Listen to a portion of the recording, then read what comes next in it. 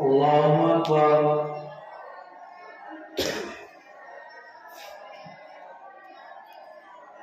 الحمد لله رب العالمين الرحمن الرحيم مالك يوم الدين إياك نعبد وإياك نستعين اهدنا الصراط المستقيم صراط الذين أنعمت عليهم غير المغضوب عليهم ولا الضالين. قال ما أنزلنا عليك القرآن لتشقى إلا تذكرة لمن يخشى تنزيلا ممن خلق الأرض والسماوات العلى الرحمن على العرش استوى له ما في السماوات وما في الأرض وما بينهما وما تحت الثرى وإن تجهر بالقول فإنه يعلم السر وأخفى الله لا إله إلا هو له الأسماء الحسنى.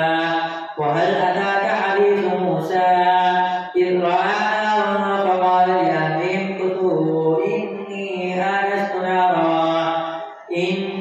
آنست نارا لعلي آتيكم منها بقبس أو أجد على النار هدى فلما أتاها نودي يا موسى إني أنا ربك فاخلع عليك إنك بالوادي المقدس طوى وأنا اخترتك فاستمع لما يوحى إنني أنا الله لا إله إلا أنا فاعبدني وأقم الصلاة لذكري إن الساعة آتية أكاد أخفيها لتجزى كل نفس بما تسعى فلا يصدنك عنها من لا يؤمن بها واتبع هواه فتردى. وما تلك بيمينك يا موسى قال هي عصاي أتوكل عليها وأهش بها على غنمي ولي فيها مآرب أخرى قال ألقها يا موسى فألقاها فإذا هي حية تسعى قال خذها ولا تخف سنعيدها سيرتها الأولى واضم يدك إلى جناحك تخرج بيضاء من غير سوء آية أخرى لنريك من آياتنا الكبرى اذهب إلى فرعون إنه طغى قال رب اشرح لي صدري ويسر لي أمري واحلل عقدة من لساني يفقهوا قولي واجعل لي وزيرا من أهلي هارون أخي به أزري وأشركه في أمري كي نسبحك كثيرا ونذكرك كثيرا إنك كنت بنا بصيرا قال قد أوتيت سؤلك يا موسى ولقد مننا عليك مرة أخرى إذ أوحينا إلى أمك ما يوحى أن اقذفيه في التابوت فاقذفيه في اليم فليلقي اليم بالساحل يأخذ عدو لي وعدو له وألقيت عليك محبة مني ولتصنع على عيني إذ تمشي أختك فتقول هل أدلكم على من يأكله فرجعناك إلى أمك كي تقر عينها ولا تحزن وقتلت نفسا فنجيناك من الغم وفتناك فتونا فلبثت سنين في أهل مدين ثم جئت على قدر يا موسى واصطنعتك لنفسي اذهب أنت وأخوك بآياتي ولا تنيا في ذكري اذهبا إلى فرعون إنه طغى فقولا له قولا لينا لعله يتذكر أو يخشى قال ربنا إننا نخاف أن يفرط علينا أو أن يطغى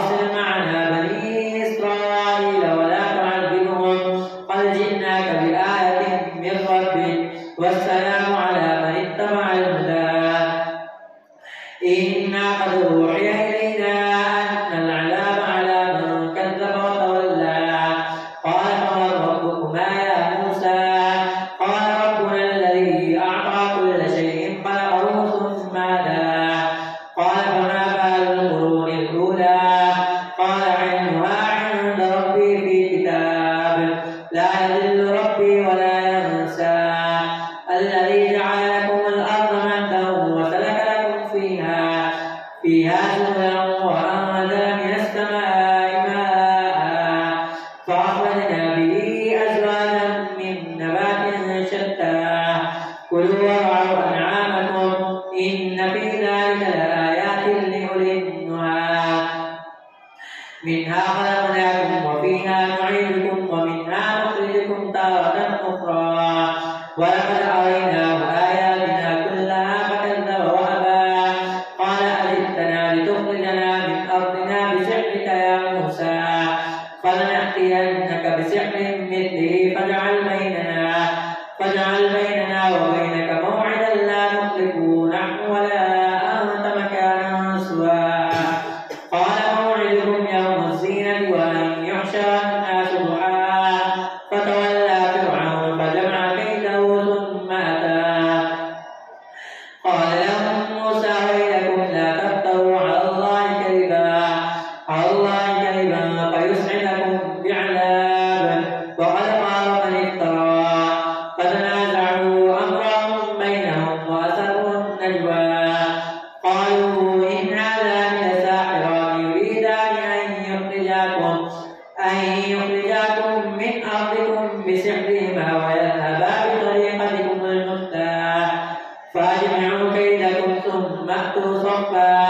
وقد أفلح اليوم من استعلى قالوا يا موسى إما أن تلقي وإما أن نكون أول من ألقى قال بل ألقوا فإذا حبالهم وعصيهم يخيل إليه من سحرهم أنها تسعى فأوجس في نفسه خيفة موسى قلنا لا تخف إنك أنت الأعلى وألق ما في يمينك تلقف ما صنعوا إنما صنعوا كيد ساحر ولا يفلح الساحر حيث أتى فألقي السحرة سجدا قالوا آمنا برب هارون وموسى قال آمنتم له قبل أن آذن لكم إنه لكبيركم الذي علمكم السحر فلأقطعن أيديكم وأرجلكم من خلاف ولأصلبنكم في جذوع النخل ولتعلمن أينا أشد عذابا وأبقى قالوا لن نؤثرك على ما جاءنا من البينات والذي فطرنا بعض ما أنت قال إنما تقضي هذه الحياة الدنيا إنا آمنا بربنا ليغفر لنا خطايانا وما أكرمتنا عليه من السحر والله خير وأبقى إنه من يأت ربه مجرما فإن له جهنم لا يموت فيها ولا يحيا ومن يأتي مؤمنا قد عمل الصالحات فأولئك لهم الدرجات العلى جنات عدن تجري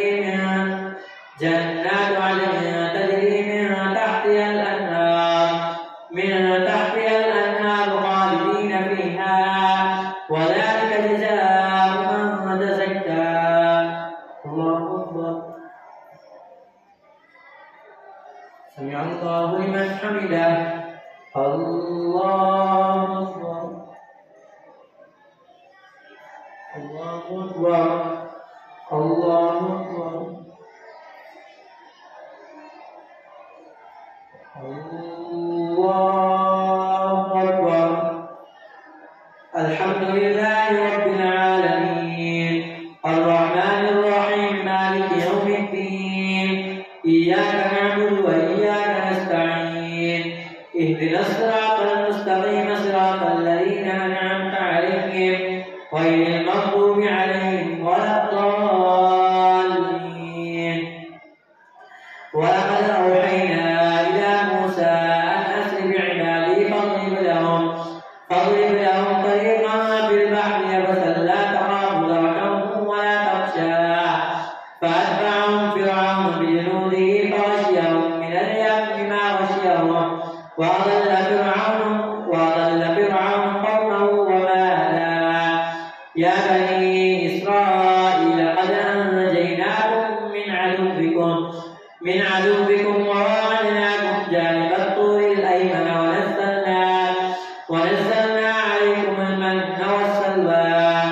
كلوا من طيبات ما رزقناكم ولا تطغوا فيه فيحل عليكم غضبي ومن يحلل عليه غضبي فقد هوى وإني لغفار لمن تاب وآمن وعمل صالحا ثم اهتدى وما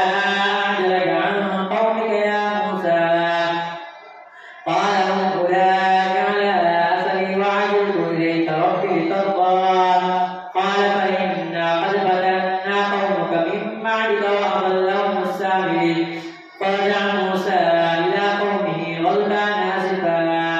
قال يا قوم ألم يعدكم ربكم وعدا حسنا أفطال عليكم العهد أم أردتم أن يحل عليكم غضب من ربكم فأخلفتم موعدي قالوا ما أخلفنا موعدك بملكنا ولكننا حملنا أوزارا من زينة القوم فقذفناها فكذلك ألقى السامري فأخرج لهم عجلا جسدا له خوار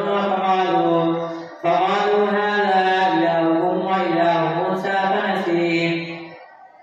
أفلا يرون ألا يرجع إليهم قوله ولا يملك لهم ضرا ولا نفعا ولقد قال لهم هارون من قبل يا قوم إنما فتنتم به وإن ربكم الرحمن فاتبعوني وأطيعوا أمري قالوا لن نبرح عليه عاكفين حتى يرجع إلينا موسى قال يا هارون ما منعك إذ رأيتهم ضلوا ألا تتبعني أفعصيت أمري قال يا ابن أم لا تأخذ بلحيتي ولا برأسي إني خشيت أن تكون فرقت بين بني إسرائيل ولم ترقب قولي قال فما خطبك يا سامري قال بصرت بما لم يبصروا به فقبلت قبضة من أثر الرسول فنبذتها وكذلك سولت لي نفسي قال فاذهب فإن لك في الحياة أن تقول لا مساس وإن لك موعدا لن تخلفه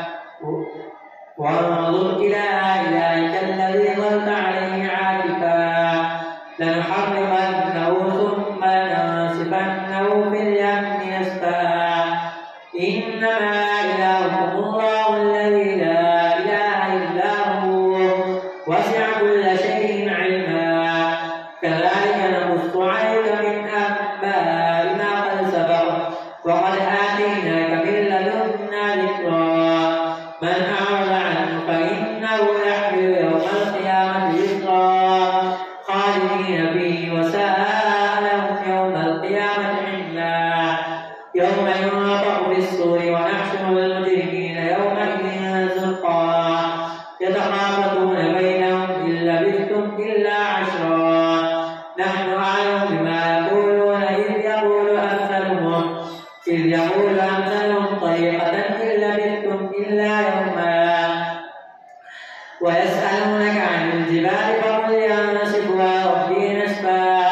فيذرها قاعا صفصفا لا ترى فيها عوجا ولا أمتا يومئذ يتبعون الداعي لا عوج له وخشعت الأصوات للرحمن فلا تسمع إلا همسا يومئذ لا تنفع الشفاعة إلا من أذن له الرحمن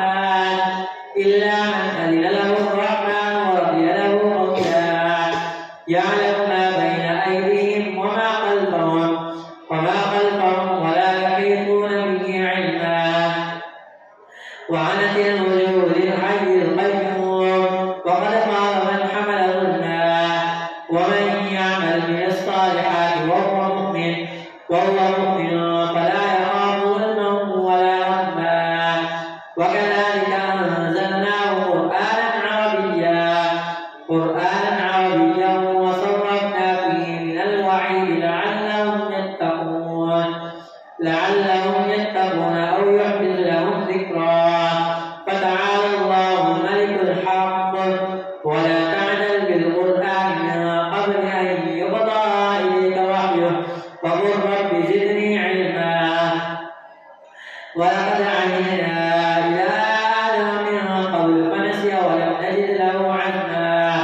وإذ قلنا للملائكة اسجدوا لآدم فسجدوا إلا إبليس أبى فقلنا يا آدم إن هذا عدو لك ولزوجك فلا يخرجنكما من الجنة فتشقى إن لك ألا تجوع فيها ولا تعرى وأنك لا تظمأ فيها ولا تضحى فوسوس إليه الشيطان قال يا آدم هل أدلك على شجرة الخلد وملك لا يبلى فأكلا منها فبدت لهما سوآتهما وطفقا يخصفان عليهما من ورق الجنة وعصى آدم ربه فغوى ثم اجتباه ربه فتاب عليه وهدى قال اهبطا منها جميعا بعضكم لبعض عدو فإما يأتينكم مني هدى فمن اتبع هداي فلا يضل ولا يشقى ومن أعرض عن ذكري فإن له معيشة ضنكا ونحشره يوم القيامة أعمى قال رب لم حشرتني أعمى وقد كنت بصيرا قال كذلك أتتك آياتنا فنسيتها وكذلك اليوم تنسى وكذلك نجزي من أسرف ولم يؤمن بآيات ربه ولعذاب الآخرة أشد وأبقى أفلم يهد لهم كم أهلكنا قبلهم من القرون يمشون في مساكنهم إن في ذلك لآيات لأولي النهى ولولا كلمة سبقت من ربك لكان لزاما وأجل مسمى فاصبر على ما يقولون وسبح بحمد ربك قبل طلوع الشمس وقبل غروبها ومن آناء الليل فسبح وأطراف النهار لعلك ترضى ولا تمدن عينيك إلى ما متعنا به أزواجا منهم زهرة الحياة الدنيا لنفتنهم فيه ورزق ربك خير وأبقى واحكم أهلك بالصلاة واصطبر عليها لا نسألك رزقا نحن نرزقك والعاقبة للتقوى وقالوا لولا يأتينا بآية من ربه أولم تأتهم بينة ما في الصحف الأولى ولو أنا أهلكناهم بعذاب من قبله لقالوا ربنا لولا أرسلت إلينا رسولا فنتبع آياتك من قبل أن نذل ونخزى قل كل متربص فتربصوا فستعلمون من أصحاب الصراط السوي ومن اهتدى. الله أكبر.